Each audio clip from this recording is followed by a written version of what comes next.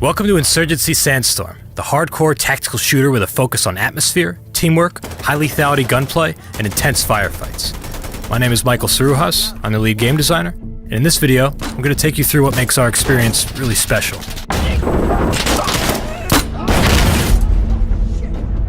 Insergency Sandstom offers both cooperative and player versus player experiences across a wide variety of maps and layouts. In our co-op mode checkpoint, you can play solo or team up with other players against challenging AI. Your team must capture and destroy objectives as you advance through the map, but be careful. You only respawn when your team completes an objective. That means if you're the last one alive, it's all on you. Every time an objective is captured, there's a chance the enemy will launch a counterattack. Whoever just captured now needs to defend their new position until the attack ends and their team finally respawns. Sandstom features 3 player versus player modes: Push, Firefight, and Skirmish. In Push, an attacking team must progress through the map until they are able to reach and destroy the defending team's weapon cache. This mode moves fast and intense, with team coordination and fire support being critical to a successful attack or defense. In Firefight, however, things slow down. This mode focuses on close and intimate encounters, featuring restricted loadouts and no fire support. The map has 3 objectives. Every time a team captures one, they respawn their dead teammates. You need to take all 3 objectives or kill all the enemy to win. The clutches get real here, with one player able to bring back the entire team with just a single capture. There's also a ranked 5 versus 5 for those looking for a more competitive experience. Skirmish is a large-scale open battlefield where players need to destroy the other team's weapon cache, defend their own, and hold all 3 objectives. Each team needs to keep their weapon cache safe, because if they lose it, they'll stop getting those respawn waves from captures. Skirmish also features vehicles, which can be used to quickly get on point or lock down key positions. They have MGs that chew through walls and flesh alike, and because of their shields, they can be really tough to take down without explosives.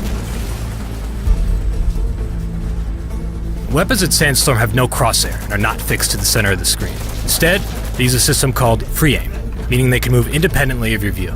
You always need to mind your muzzle and pay attention to where your weapon is pointing. Whenever you fire, that's where the bullet is going to go. And as long as your finger is on the trigger, you can always take a shot. Insurgency is all about immersion. We keep our HUD very minimal. There's no kill feed, hit markers, or anything that might distract from the action in front of you. The only way to confirm a kill in Sandstom is to watch the body drop. Each weapon and its ballistics were created with meticulous care. Caliber, barrel length, and other factors play into every shot you take. Close-range shots are simulated in a manner similar to hit scan, with longer ranges using a real-time projectile simulation. As a result, CQB is clean and quick, especially considering our high lethality. Long-range shooting, however, involves a little more time-to-target calculation. In addition to dropping from gravity, bullets slow down as they travel through the air, and slow down even more when they penetrate different materials, all the while reducing their damage potential. A thin wooden panel isn't much, but a thick concrete barrier is a different story. Now, ammo management is important. When you reload an Insurgency, you're not just dipping into a magical pool of ammunition. You need to keep track of every magazine you have and how many bullets you have in each one. If you forget, you can always pat down your vest with an ammo check to get a rough idea. There's also a staged reload system, where if your reload is interrupted, you can continue it from where you left off. You can also drop your magazine during a reload in order to reload faster. This is great for an emergency situation, or just whenever the mag is empty.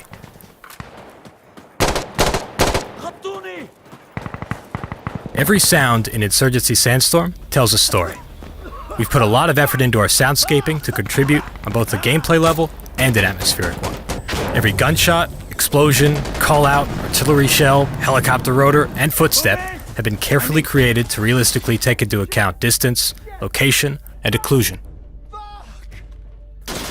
The same shot fired in a cement room, a metal warehouse, or a city street is going to sound different, and gives a wealth of information about the shooter. What weapon are they using? Are they moving? How far away are they? What part of the room are they hiding in? The Sandstom is definitely a hardcore military game, but still recognizes the value of fluid movement. There's a variety of interaction options including low vaulting, high vaulting, sliding, door breaching, and charging.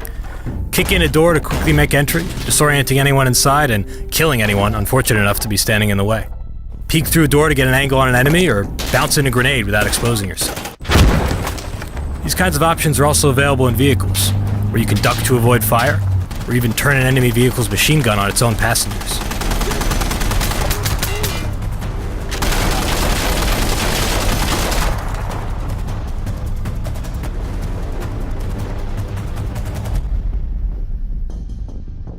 Sandstorm features a large class selection, each with its own weapons, equipment, and abilities. Weapons are never unlocked. They're all right there from the start. The weapons available to you depend on your class.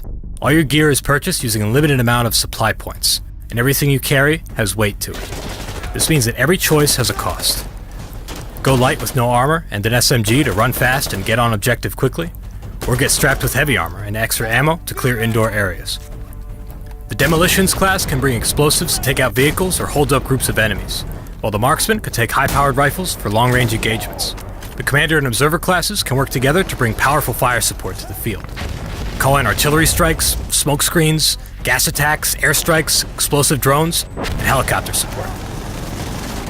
Weapons can be customized and equipment selected to suit a variety of roles. Create your own personal build from a wide variety of upgrades including optics, foregrips, suppressors, explosives, quick-draw holsters, greased bolts, and more. As with our weapons, these are never unlocked. They're all right there from the start and depend on your class. But remember, each accessory comes with a cost. Think tactically and prepare appropriately. Use smoke grenades to cover your advance, Molotov cocktails for area denial, rocket launchers to destroy vehicles, C4 to surprise enemies, or just good old-fashioned, no-nonsense frag grenades. You create your own identity on both factions. Choose from hundreds of different clothing and gear items including combat shirts, track pants, helmets, gloves, hoodies, masks, sunglasses, and plenty of other options. Change your gender, face, hair, and voice to suit your character. Every customization item you see can be earned through gameplay. More content is coming after release. Post-launch we'll be adding new weapons, maps, customization items, modding support, and more.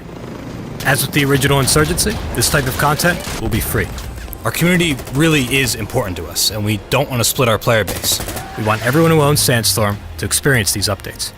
We hope you enjoyed this overview of Insurgency Sandstorm's features and mechanics, and we look forward to seeing you in the servers on release December 12th.